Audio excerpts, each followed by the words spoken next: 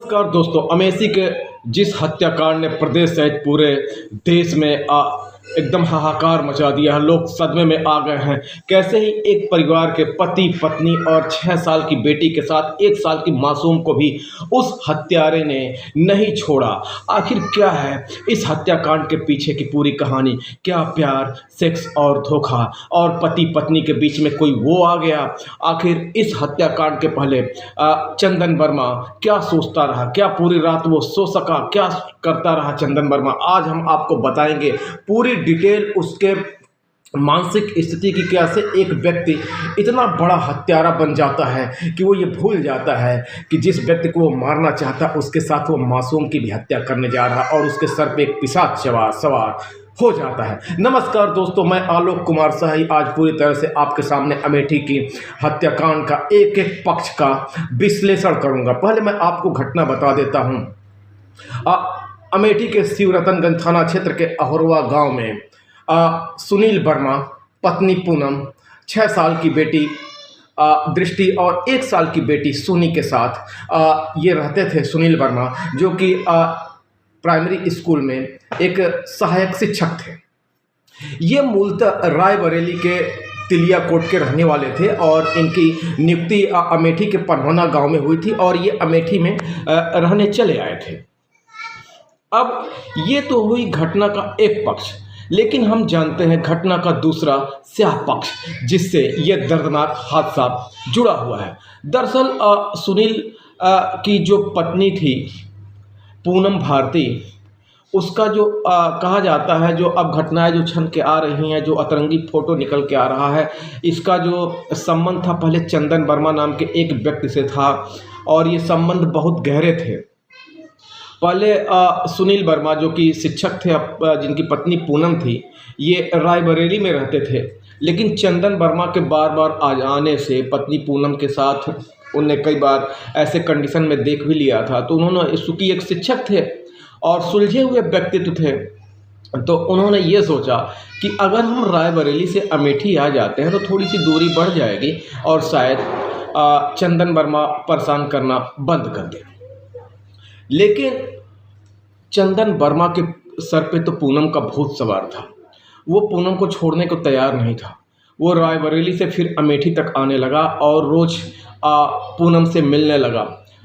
सुनील वर्मा काफ़ी परेशान रहने लगे और उनकी पत्नी ने भी चंदन को कई बार समझाया कि देखो, अब हम लोग शादीशुदा हो चुके हैं, कि पहले जो भी घटनाएं थीं, जो भी हमारा तुम्हारे साथ रिलेशन था, उस रिलेशन को हम ख़त्म करते हैं और तुम भी अपने ज़िंदगी में आगे बढ़ जाओ, हम भी अपने ज़िंदगी में आगे बढ़ जाएं। लेकिन सुनील मानने को तैयार नहीं था।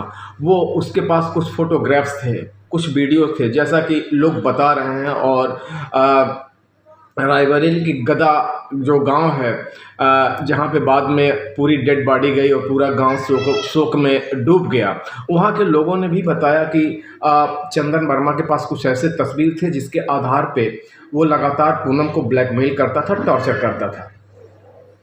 बाद में पूनम भी काफ़ी परेशान हो गई और उसने जो है शिवरतनगंज थाने में चंदन के खिलाफ रिपोर्ट दर्ज कराया।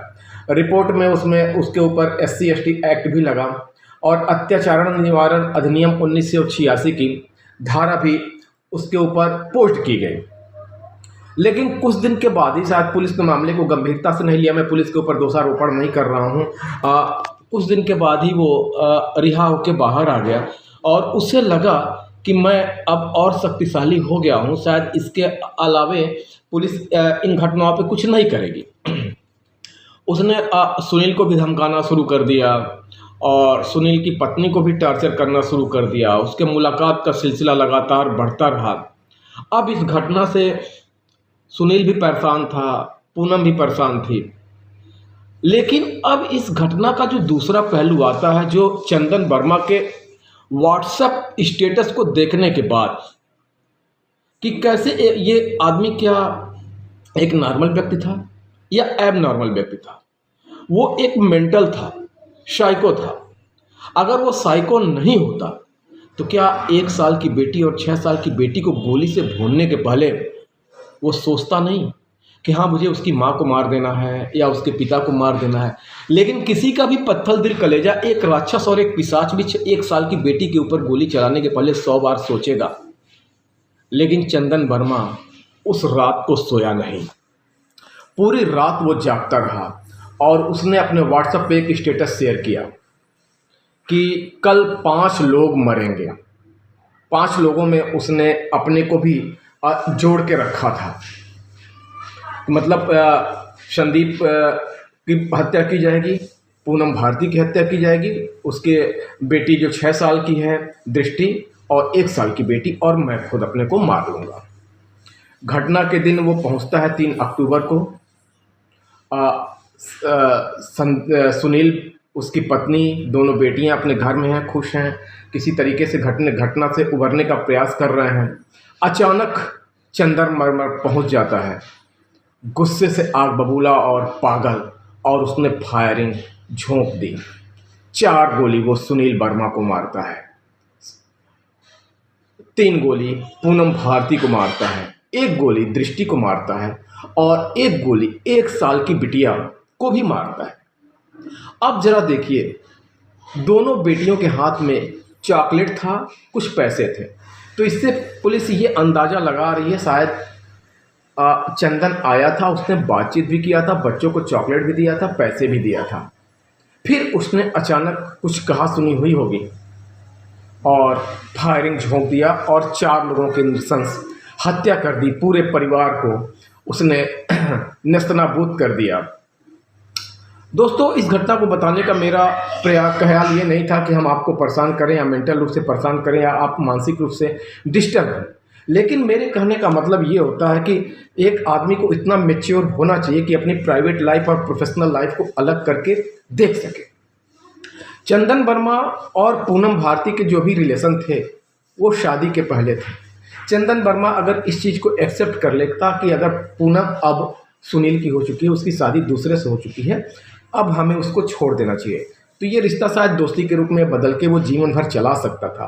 लेकिन चंदन वर्मा पिशाच बन चुका था। वो शादी के बाद भी और उनकी बेटियों के पैदा हो जाने के बावजूद भी पूनम को भूलने और छोड़ने को तैयार नहीं था, और जब पूनम ने अपने शादीशुदा ज़िंदगी का हवाला दिया तो उसने उसके ज़िंदगी को ही छीन लिया और रच दिया ऐसा इतिहास कि पूरी घटना के साथ पूरा समाज ही शर्मसार है। दोस्तों, आपको इस घटना के बारे में, इस कहानी के बारे में आपको क्या कहना है, कमेंट बॉक्स में ज़रूर बताएं कि जो चंदन वर्मा का कृत्य है क्या वो समाज में स्वीकार करने योग्य है या नहीं।